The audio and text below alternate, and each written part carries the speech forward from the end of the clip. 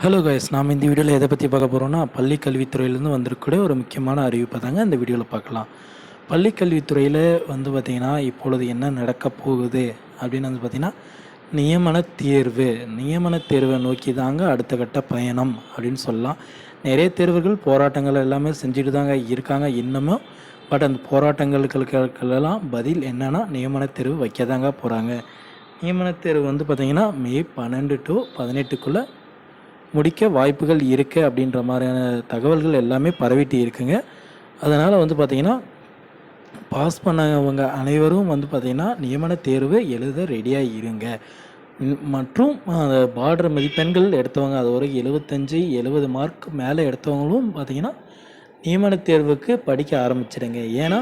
ஏன் சார் இன்னும் கூடுதல் மதிப்பெண்களே கொடுக்கலையே, அதாவது போனஸ் மதிப்பெண்ணே கொடுக்கலையே, நாங்கள் ஏன் சார் படிக்கணும், பாஸ் பண்ணவங்க மட்டும் படிக்கட்டும் அப்படின்னு நீங்கள் நினச்சிங்கன்னா அதுதாங்க தவறு.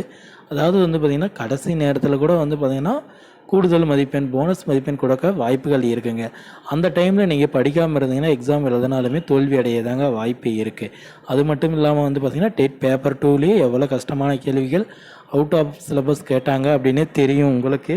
அதனால் பார்த்திங்கன்னா நீங்கள் முன்கூட்டியே படித்து வச்சுக்கோங்க. இப்போ இல்லைனாலும் அடுத்த எக்ஸாமுக்கு கூட யூஸ் ஆகுங்க. படிப்பு என்றைக்குமே வீண் போகாதுங்க.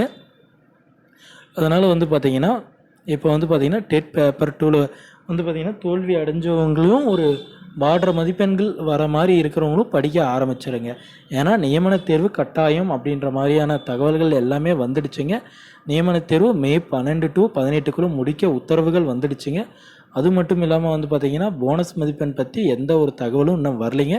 போனஸ் மதிப்பெண் கிட்டத்தட்ட 10 மதிப்பெண் கிடைக்க 100% வாய்ப்புகள் இருக்குங்க. வெயிட் பண்ணி பார்த்தா தெரியுங்க. அதாவது பார்த்திங்கன்னா 10 மதிப்பெண் கொடுத்தா 72 மதிப்பெண் எடுத்துருக்கவங்க நிறைய பேர் பாஸ் பண்ண வாய்ப்புகள் இருக்குங்க. அதனால் பார்த்திங்கன்னா நீங்கள் படிக்க ஆரம்பிச்சிடுங்க. அப்போ தான் பார்த்திங்கன்னா நியமன தேர்வில் பாஸ் பண்ண முடியும். கிட்டத்தட்ட 10 வருடங்களுக்கு பிறகு பார்த்திங்கன்னா நியமன தேர்வு யூஜிடிஆர்பியோட எக்ஸாம் வந்துட்டு இருக்குங்க. அதனால் நீங்கள் படித்தா மட்டும்தாங்க பாஸ் பண்ண முடியும். இன்னும் பார்த்திங்கன்னா குளறுபடிகள் இருக்குது.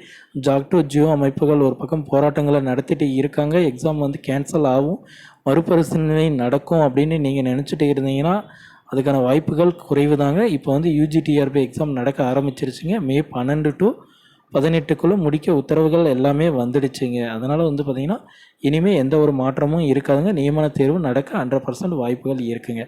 ஓகே ஃப்ரெண்ட்ஸ், நீங்கள் நம்ம சேனலுக்கு சப்ஸ்கிரைப் பண்ணி வச்சுக்கோங்க. மறக்காமல் ஆல்னு ஒரு பட்டன் இருக்கும், அதையும் கிளிக் பண்ணி வச்சுக்கோங்க. அப்போ தான் நான் போடக்கூடிய ஒவ்வொரு வீடியோவும் உங்கள் மொபைலுக்கு நோட்டிஃபிகேஷனாக வரும் ஃப்ரெண்ட்ஸ். Okay, thank you friends.